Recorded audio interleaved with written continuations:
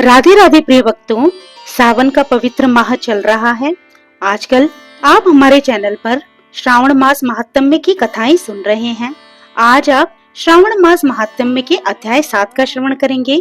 इससे पहले की कथाओं को सुनने के लिए प्लीज मेरे चैनल पर जाकर विजिट जरूर कीजिएगा और उन कथाओं को भी जरूर सुनिएगा। तो चलिए फिर आज के अध्याय को शुरू करते हैं।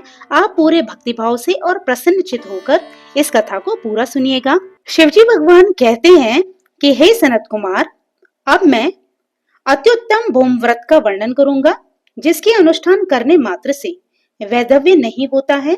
विवाह होने के पश्चात 5 वर्षों तक यह व्रत करना चाहिए। इसका नाम मंगला गौरी व्रत है। ये पापों का नाश करने वाला व्रत है। विवाह के पश्चात प्रथम श्रावण शुक्ल पक्ष में पहले मंगलवार को ये व्रत आरंभ करना चाहिए। केले के खंभों से सुशोभित एक पुष्प मंडल बनाना चाहिए और उसे अनेक प्रकार के फलों तथा रेशमी वस्त्रों से सजाना चाहिए। उस मंडप में अपनी सामर्थ्य के अनुसार देवी की सुवर्णमयी अथवा अन्य धातु की बनी प्रतिमा स्थापित करनी चाहिए। उस प्रतिमा को 16 उपचारों से, 16 दुर्वा दलों से, 16 चावलों से तथा 16 चने की दालों से मंगला गौरी नामक देवी की पूजा करनी चाहिए और 16 बत्तियों से 16 दीपक जलाने चाहिए। दही तथा भात का नैवेद्य भक्ति पूर्वक अर्पित करना चाहिए। देवी के पास ही पत्थर का सिल तथा लोड़ा स्थापित करना चाहिए। 5 वर्ष तक इस प्रकार से करने के पश्चात उद्यापन करना चाहिए। माता को वाइन प्रदान करना चाहिए, जिसकी विधि आप सुनिए। अपने सामर्थ्य के अनुसार एक पल प्रमाण सुवर्ण की अथवा उसके आधे प्रमाण की अथवा उसके भी आधे प्रमाण की मंगला गौरी की प्रतिमा निर्मित करानी चाहिए।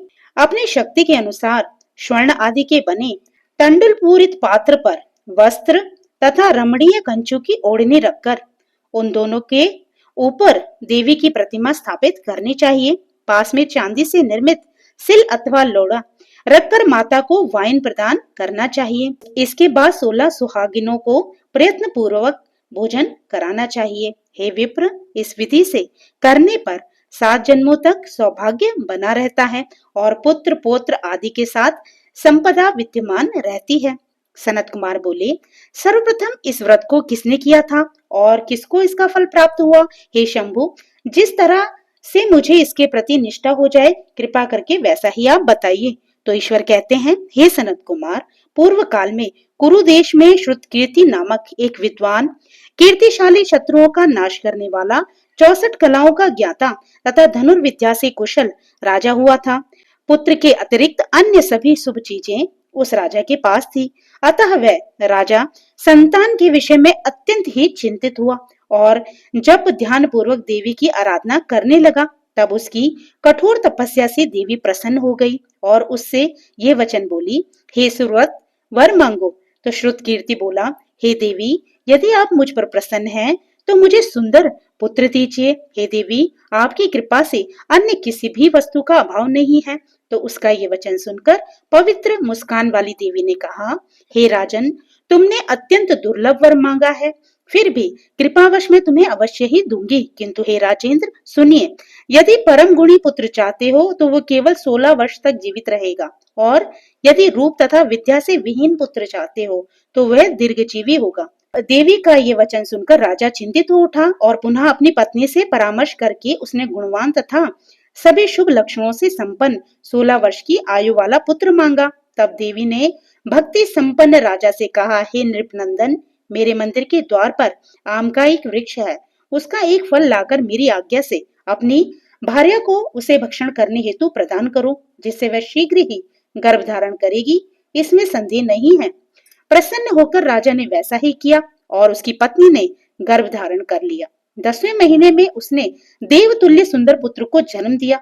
तब हर्ष तथा शोक से युक्त राजा ने बालक का जात कर्म आदि संस्कार किया और शिव का स्मरण करते हुए उसका नाम चिरायु रखा। इसके बाद पुत्र के 16 वर्ष के होने पर पत्नी सहित राजा चिंता में पड़ गए और वे विचार करने लगे कि यह पुत्र बड़े कष्ट से प्राप्त हुआ है और हम इसकी दुखद मृत्यु अपने ही सामने कैसे देख सकेंगे। ऐसा विचार करके राजा ने पुत्र को उसके मामा के साथ काशी भेज दिया। प्रस्थान के समय राजा की पत्नी ने अपने भाई से कहा कि कार्पटिक का वेश धारण करके आप मेरे पुत्र को काशी ले जाइए।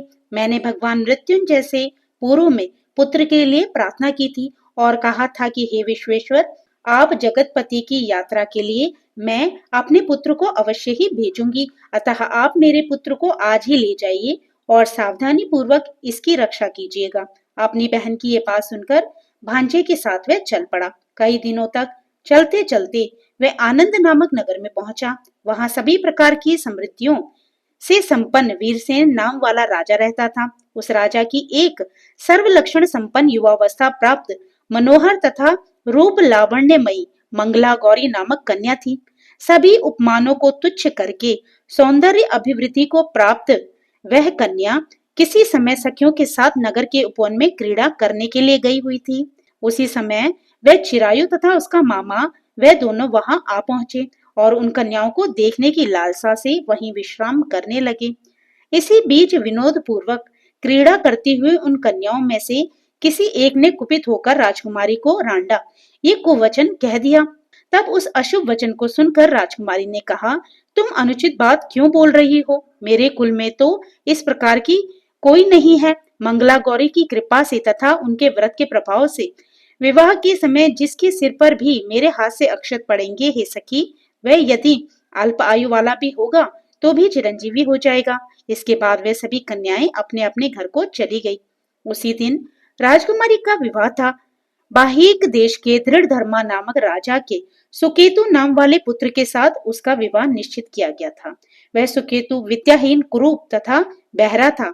तब सुकेतु के साथ आए हुए उन लोगों ने विचार किया कि इस समय कोई दूसरा श्रेष्ठ वर ले जाना चाहिए और विवाह संपन्न हो जाने के बाद वहां सुकेतु पहुंच जाए। उन लोगों ने चिरायु के मामा के पास जाकर याचना की कि आप इस बालक को हमें दे दीजिए, जिससे हमारा कार्य सिद्ध हो जाए।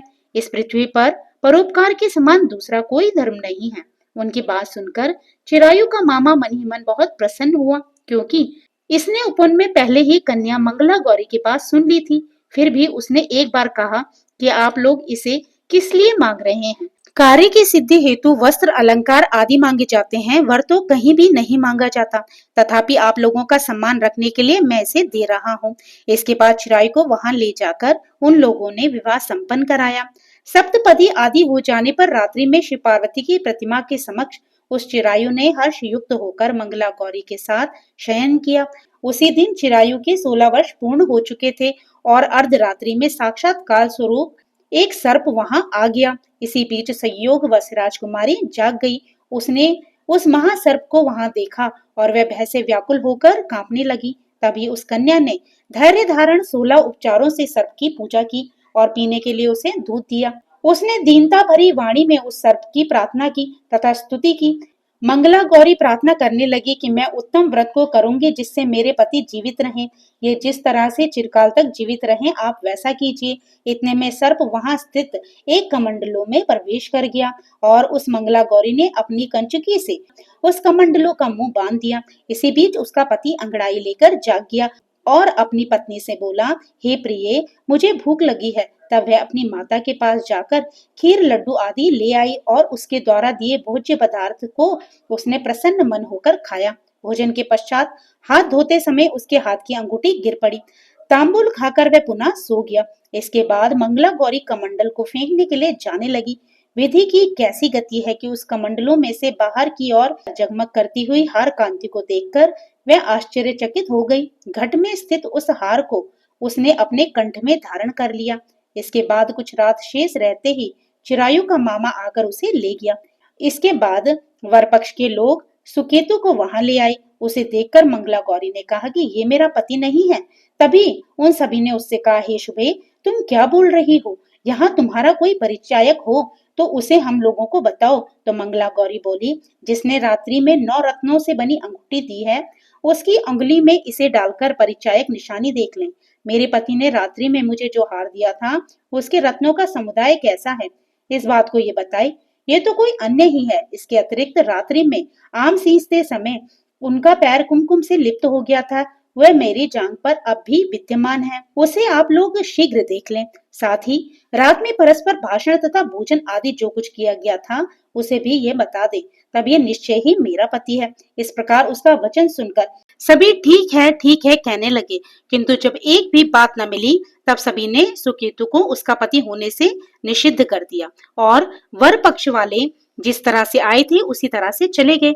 उसके बाद अपने वंश को बढ़ाने वाले महान यश से संपन्न तथा परम मनस्वी मंगला गौरी के पिता ने अन्न पान आदि का सत्र चलाया। उन्होंने वर पक्ष का वृतांत कानों कान सुन लिया कि स्वरूप से कुरूप होने के कारण लोगों के द्वारा किसी अन्य को वर के रूप में आदर पूर्वक लाया गया था। तब उन्होंने अपनी कन्या को पर्दे के भीतर बिठा दिया। उसके बाद 1 वर्ष बीतने पर यात्रा करके चिरायु अपने मामा के साथ ये देखने आया कि विवाह के बाद वहां क्या हुआ। तब उसे गवाक्ष के भीतर से देखकर वह मंगला गौरी अत्यंत प्रसन्न हुई और माता पिता से बोली कि मेरे पति आ गए हैं। राजा ने अपने सज्जनों को बुलाकर पूर्व में कहे गए सभी परिचायकों को निशानी को देखकर मंद मुस्कान वाली अपनी कन्या चिरायु को सौंप दी। राजा ने शिष्टजनों को साथ लेकर विवाह का उत्सव कराया। इसके बाद राजा वीरसेन ने वस्त्र आभूषण आदि सेना घोड़े रथ और अन्य भी बहुत सी सामग्रियां देकर उन्हें विदा किया। उसके बाद कुल को आनंदित करने वाला वह चिरायु पति तथा मामा को साथ लेकर सेना के साथ अपने नगर पहुंचा। लोगों के मुख से उसे आया हुआ सुनकर उसके माता पिता को विश्वास नहीं हुआ। उन्होंने सोचा कि प्रारब्ध अन्यथा कैसे हो सकता है। इतने में वह अपने माता पिता के पास आ गया और स्नेह से परिपूर्ण वह चिरायु भक्ति पूर्वक उनके चरणों में गिर पड़ा। तब अपने पुत्र का मस्तक सूंघकर उन दोनों ने परम आनंद प्राप्त किया। पुत्र वधू मंगला गौरी ने भी सास ससुर को प्रणाम किया। तब सास उसे अपनी गोद में बिठाकर सारा वृतांत शीघ्रता पूर्वक पूछने लगी। हे महामुनि, तब पुत्र वधू ने भी मंगला गौरी के उत्तम व्रत महात्म्य तथा जो कुछ घटित हुआ था वह सब वृतांत बताया। हे सनत कुमार, मैंने आपसे इस मंगला गौरी व्रत का वर्णन कर दिया। जो कोई भी इसका श्रवण करता है अथवा जो इसे कहता है उसके सभी मनोरथ पूर्ण हो जाते हैं, इसमें संदेह नहीं है। सूत जी बोले, हे ऋषियों, इस प्रकार शिवजी ने सनत कुमार को ये मंगला गौरी व्रत बताया और उन्होंने सभी कार्यों को पूर्ण करने वाले इस व्रत को सुनकर महान आनंद प्राप्त किया। तो इस प्रकार श्री स्कंद पुराण के अंतर्गत ईश्वर सनत कुमार संवाद में श्रावण महात्म्य में मंगला गौरी व्रत कथन नामक 7वां अध्याय पूर्ण हुआ। इससे आगे की कथा आप अगले अध्याय में सुनिएगा। तो फिर भक्तों, प्रभु का नाम लेते रहिए और पुण्य के भागी बनते रहिए। जय श्री कृष्णा, राधे राधे।